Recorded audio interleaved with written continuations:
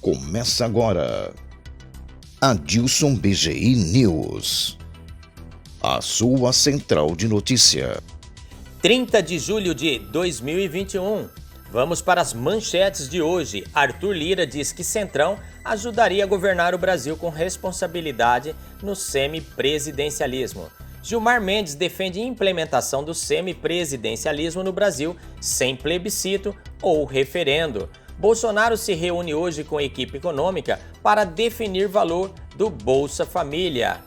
Rede pede que STF multe Bolsonaro em R$500 mil, sempre que falar em fraudes nas urnas. Datena fala em aliança com Ciro Gomes para 2022. Eu e ele temos 7% cada um, juntos somos 14%. Advogado de autor do incêndio da estátua de Borba Gato, lá de São Paulo, defendeu o acusado de matar Celso Daniel. Peritos da Polícia Federal se manifestam a favor da impressão dos votos como elemento de auditoria. Anvisa identifica 34 casos de Guillain-Barré após vacinação com AstraZeneca, Oxford, Janssen e Coronavac. Vamos para as notícias de hoje. Na manhã desta sexta-feira, dia 30, o ministro do Supremo Tribunal Federal, STF, Gilmar Mendes, afirmou que a Câmara dos Deputados e o Senado Federal detêm a legitimidade e os mecanismos necessários para aprovar a implementação do semipresidencialismo no Brasil, sem a necessidade de consulta popular direta. Essa reforma poderia se fazer de maneira a não termos que lançar mão de plebiscito ou referendo. É uma reforma significativa, mas ainda no âmbito do poder de reforma do Congresso Nacional, disse o ministro em live do Conjur. Gilmar Mendes, que já se manifestou em defesa do semipresidencialismo, apontou a alta fragmentação partidária como fator para a instabilidade política e institucional, que já culminou no impeachment de 2 presidentes. Dentre os 5 eleitos por voto direto desde a redemocratização. A existência de 30 ou 28 partidos tanto dificulta o sistema presidencial, como dificulta qualquer modelo de viés parlamentarista, afirmou. As crises vão e vêm e desaguam em pedidos de impeachment. Nesse contexto, não seria mais adequado separar a presidência da atividade governativa e, de alguma forma, atribuir não ao Congresso como um todo, mas à parcela que forma sua maioria a tarefa governativa, a formação do governo, fazendo essa separação como vários sistemas têm feito, finalizou Gilmar Mendes. Seguem as notícias. Nesta sexta-feira, dia 30, o presidente Jair Bolsonaro vai se reunir com a equipe econômica de Paulo Guedes para tratar do valor do novo Bolsa Família. O anúncio foi feito pelo próprio presidente em entrevista à Rádio 98 FM, Rádio Rock de São Paulo. Hoje tem mais uma reunião com a economia. Espero que seja acertado o novo valor do Bolsa Família, que em média está R$ 192, um valor baixo. É, no mínimo, aumentar em 50% esse valor. Por que 50%? Porque a inflação veio, está aí, a inflação de alimentos bateu no mundo todo, não foi apenas no Brasil, exatamente por essa política do fica em casa, disse Bolsonaro. O governo quer aumentar em 4 milhões o total de famílias beneficiadas pelo subsídio. Além disso, o valor médio concedido deve ser elevado de R$ 190 para R$ 250. É uma ótima notícia, né? Realmente aí é um aumento significativo, né, para as pessoas em situações vulneráveis. É isso aí. Vamos em frente. Seguem as notícias. Nesta sexta-feira, dia 30, a Rede Sustentabilidade apresentou um mandado de segurança ao ministro do Supremo Tribunal Federal, STF, Gilmar Mendes, solicitando que o presidente Jair Bolsonaro seja multado em R$500 mil a cada nova manifestação que fizer, sugerindo a existência de fraude no sistema eleitoral. O partido de esquerda também pede que a multa seja aplicada caso as afirmações sejam propagadas por interlocutores do presidente, como ministros e familiares próximos. Frente ao absurdo ocorrido na data de ontem, imperativo que se coloque um freio nos anseios autoritários do senhor presidente da República, afirma a Rede Nação em referência à live de quinta-feira, dia 29, feita pelo Bolsonaro. Tem partido que só resta uma coisa, né? Acabar, né? Fechar suas portas. Tem uns cidadãos aí que fazem parte desse Rede Sustentabilidade que, vamos ser honestos, né? Não vale R$1. Se trocar por R$1, perde o real. Seguem as notícias. Olha o descalabro. Em entrevista para a revista Veja, o apresentador da Band, José Luiz da Atena, do PSL, afirmou que uma candidatura sua é para valer em 2022 e sugeriu uma aliança com Ciro Gomes, PDT, caso seja confirmado como presidenciável pelo PSL. Sem o Bolsonaro e sem o Lula, eu abriria uma vantagem grande sobre o Ciro, que é um candidato muito bom. Na média das pesquisas, ou ele temos 7 cada um, juntos 14. Já pensou numa aliança com o Ciro? Indagou o apresentador. O jornalista, então, devolveu a pergunta da Atena, que confirmou a sondagem. Não está afastada nenhuma possibilidade. Para você quebrar a probabilidade de ter uma disputa entre só 2, alguém deve abrir mão, afirmou. O apresentador disse ainda que quem deve abrir mão da disputa é quem está pior posicionado nas pesquisas. Se você tem possibilidade de se juntar a quem está na frente da pesquisa, por que não? Disse da Atena que está numericamente à frente de Ciro no levantamento divulgado pelo Paraná Pesquisa nesta quinta-feira, dia 29. Nos 2 cenários, avaliados com 7% das intenções de votos, o pedetista marca 6,8% e 6,9% em empate técnico dentro da margem de erro. Datena ainda fez coro com o pedetista ao dizer que sua primeira medida, caso eleito presidente, seria a geração de trabalho, com redução de gastos públicos. O brasileiro não precisaria de auxílio emergencial de Bolsa Família se tivesse a dignidade de um emprego. O Brasil precisa de obra para todo lado com emprego para que o brasileiro tenha dignidade, ter o seu salário e não ficar pedindo esmola nem para o Paulo Guedes ou para quem quer que seja, disse Datena, ressaltando de modo contraditório que o governo precisa gastar menos para sobrar mais para o povo. Mas, se precisar quebrar o Estado para deixar o povo comendo, eu quebro o Estado para deixar o povo comendo, disse Datena. É incrível como no Brasil qualquer pessoa se acha, né, em condição de se candidatar a presidente da República, né? Ainda mais de uma pessoa que nunca participou de nada dentro da política, né? Nós pegamos o presidente Bolsonaro, que vem aí de 28 anos como parlamentar, então tem uma larga experiência, tem um vasto conhecimento, não é? E está fazendo a melhor gestão presidencial que o Brasil já teve. Aí vem um cidadão que trabalha na televisão, que acha que está com a razão para dar uma dessa aí, acha ainda que vai vencer. E ainda se junta, né, a um de esquerda, né, Ciro Gomes, um esquerdopata de carteirinha. E acha que vão formar uma dupla que vai vencer Bolsonaro. Estão de brincadeira, né?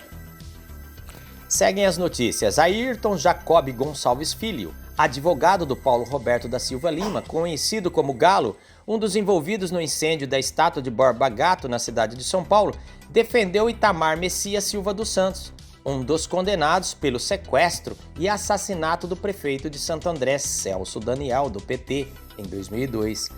Quando o Tribunal do Júri de Itapecerica da Serra, na Grande São Paulo, condenou em 2012 o réu Itamar Messias Silva dos Santos, de 32 anos, um dos acusados da morte de Celso Daniel, a 20 anos de prisão em regime fechado, Ayrton Jacob Gonçalves Filho era o advogado do acusado. Paulo Galo é integrante do movimento periférico, identificado como organizador do ato que incendiou o monumento. Ele admitiu participação no ataque ao monumento na zona sul de São Paulo no último dia 24 de julho. A prisão de Paulo Galo foi duramente criticada por políticos e lideranças de esquerda, inclusive pelo Partido dos Trabalhadores, o PT. Não podia ser diferente, né?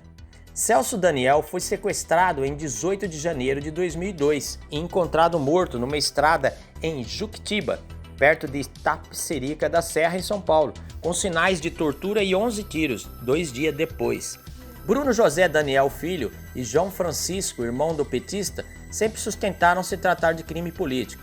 Para eles, o assassinato de Daniel estava vinculado a um esquema de corrupção envolvendo empresários do setor de transportes e integrantes da prefeitura de Santo André. 7 pessoas ligadas ao crime foram mortas, incluindo testemunhas e um médico legista que confirmou que havia marcas de tortura no corpo do petista, em uma aparente queima de arquivo que enfraquece a teoria de crime comum sustentada pela polícia e pelo PT. Em 2019, em depoimento dado ao Ministério Público de São Paulo, o empresário Marcos Valério afirmou que o ex-presidente Lula foi um dos mandantes do assassinato do prefeito de Santo André, Celso Daniel. Valério contou que participou de reunião com o chefe de gabinete de Lula, Gilberto Carvalho, em 2003. Nela, ele afirmou que o empresário Ronan Maria Pinto estava chantageando a alta cúpula do Planalto com revelações sobre o assassinato de Celso Daniel. Ele teria pedido que o silêncio de Ronan fosse comprado. Os petistas sempre negaram as acusações. Este é um caso que sempre, está nas mídias, de vez em quando aparece, o caso Celso Daniel. Como ele disse, nesta delação, que o ex-presidiário Lula, foi um dos mandantes. Mas, até agora, tudo foi arquivado e está parado, engavetado, infelizmente. É isso aí. Seguem as notícias. Polícia Federal. Nesta quinta-feira, dia 29, durante live com o presidente Jair Bolsonaro, o ministro da Justiça e Segurança Pública, Anderson Torres, apresentou sugestões feitas pela Polícia Federal ao sistema eleitoral brasileiro. De acordo com ele, um grupo de peritos da PF se manifestou a favor da impressão dos votos como um elemento de auditoria no voto não eletrônico. Torres ressaltou ainda que não seria apenas o voto impresso, mas uma forma de avaliação independente para validar um pleito caso ele seja questionado. Na live, o ministro leu trechos das avaliações dos peritos da PF, feita nos anos de 2016, 2018 e 2019. Torres afirmou que o Tribunal Superior Eleitoral, TSE, convidou os agentes para participar da análise dos códigos eleitorais. Ele classificou os peritos envolvidos como especialistas responsáveis pelas análises criminais e de crimes cibernéticos. Em 2016, eles defenderam um sistema de votação auditável em todas as suas etapas. Os peritos argumentaram que, apesar de ser provável auditar a totalização dos boletins de urna, não é possível auditar de forma satisfatória o processo entre a votação do eleitor e a contabilização do voto no boletim de urna, pois não há como fazer correspondência entre o eleitor específico e o seu voto. Também consideraram que as chaves de criptografia não são suficientemente bem protegidas. Já em 2018, os agentes pediram a realização de uma revisão criteriosa na arquitetura dos servidores e no processo de totalização, principalmente no envio de dados. De acordo com o ministro da Justiça, os especialistas recomendaram que seja feito um esforço para que possa existir o voto impresso para fins de auditoria, por mais confiáveis que sejam todas as pessoas envolvidas no processo do sistema eleitoral e por mais maduros que sejam os softwares, eles sempre possuirão possíveis vulnerabilidades. Alexandre de Moraes determina a retomada imediata do inquérito que investiga a interferência de Bolsonaro na Polícia Federal. Na tarde desta sexta-feira, dia 30, o ministro do Supremo Tribunal Federal, STF, Alexandre de Moraes, o famoso Xandão, determinou a retomada imediata do inquérito que investiga se o presidente Jair Bolsonaro interferiu politicamente na Polícia Federal. Considerada a prorrogação de prazo para o término do presente inquérito por mais 90 dias, contados a partir da data de 27 de julho de 2021, e a necessidade de realização de diligências pendentes para o prosseguimento das investigações, não se justifica a manutenção da suspensão da tramitação determinada pelo então relator em exercício, ministro Marco Aurélio, em 17 de 9 de 2020, escreveu Moraes em trecho da decisão. Por isso, Moraes determinou a imediata retomada da regular tramitação do inquérito, independentemente do julgamento do recurso de Bolsonaro sobre o formato do depoimento que prestará a PF, se por escrito ou presencialmente. O inquérito tem como base acusações do ex-ministro da Justiça e Segurança Pública, Sérgio Moro, contra o presidente da República. A decisão de Moraes ocorre um dia após Bolsonaro realizar uma live para mostrar fraudes nas eleições. Com certeza isto é uma retaliação, uma vergonha, uma tremenda de uma vergonha, né, esse ato praticado por Alexandre de Moraes. Isso demonstra realmente o caráter do cidadão. E vamos para a última notícia. Sempre. Casos raros de síndromes de Guillain-Barré após a vacinação contra a Covid-19 têm sido relatados em diversos países, inclusive no Brasil, alertou a Agência Nacional de Vigilância Sanitária Anvisa. Em um comunicado divulgado nesta quarta-feira, dia 28, a Anvisa informa que até o momento recebeu 27 notificações de casos suspeitos de síndrome de Guillain-Barré após a imunização com a vacina da AstraZeneca, além de 3 casos com vacina da Janssen e outros 4 com a Coronavac, totalizando 34 registros. A Anvisa explica que a Guillain-Barré é um distúrbio neurológico autoimune raro no qual o sistema imunológico danifica células nervosas. Os episódios pós-vacinação, eventos adversos, também são raros, mas já conhecidos e relacionados a outras vacinas, como a da influenza gripe. De acordo com a agência, a maioria das pessoas que se recupera totalmente do distúrbio. O principal risco provocado pela síndrome é quando ocorre os acontecimentos dos músculos respiratórios. Nesse último caso, pode levar à morte, caso não sejam adotadas as medidas adequadas, alertou a agência. É importante destacar que a Anvisa mantém a recomendação pela continuidade da vacinação com todas as vacinas contra a Covid-19 aprovadas pela agência, dentro das indicações descritas em bula, uma vez que até o momento os benefícios das vacinas superam os riscos, ressaltou a agência. Diante dos relatos de eventos adversos raros pós-vacinação, a agência solicitou que as empresas responsáveis pela regularização das vacinas AstraZeneca, Janssen e Coronavac incluam nas bulas dos respectivos produtos informações sobre o possível risco da doença da síndrome de Guillain-Barré. Segundo a Anvisa, a maior parte dos pacientes percebe inicialmente pela sensação de dormência ou queimação nas extremidades dos membros inferiores, pés e pernas, e em seguida superiores, mãos e braços. A outra característica, acrescenta a agência, percebida em pelo menos 50% dos casos, é a presença de dor neuropática, provocada por lesão no sistema nervoso, lombar ou nas pernas. Fraqueza progressiva é o sinal mais perceptível, ocorrendo geralmente nesta ordem: membros inferiores, braços, tronco, cabeça e pescoço. A Anvisa destaca que pessoas vacinadas devem procurar atendimento médico imediato se desenvolverem sinais e sintomas sugestivos de síndrome de Guillain-Barré, que inclui ainda visão dupla ou dificuldade em mover os olhos, dificuldade de engolir, falar ou mastigar. Também deve ficar atentos a problemas de coordenação e estabilidade, dificuldade em caminhar, sensações de formigamento nas mãos e pés, fraqueza nos membros, tórax ou rosto, além de problemas com o controle de bexiga e função intestinal, acrescentou a agência Anvisa. A ocorrência da síndrome de Guillain-Barré pós-vacinação contra a Covid deverá ser relatada à Anvisa.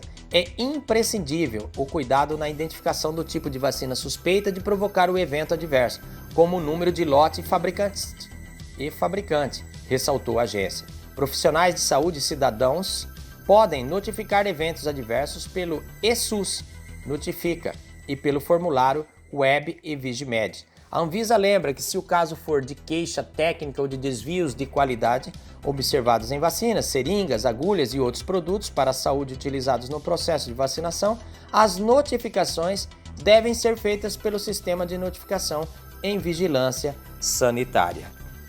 A Dilson BGI News fica por aqui. Para você que não é inscrito, se inscreva no nosso canal, ative o sininho para receber as notificações, deixe seu like e compartilhe pra valer. Um grande abraço e até amanhã.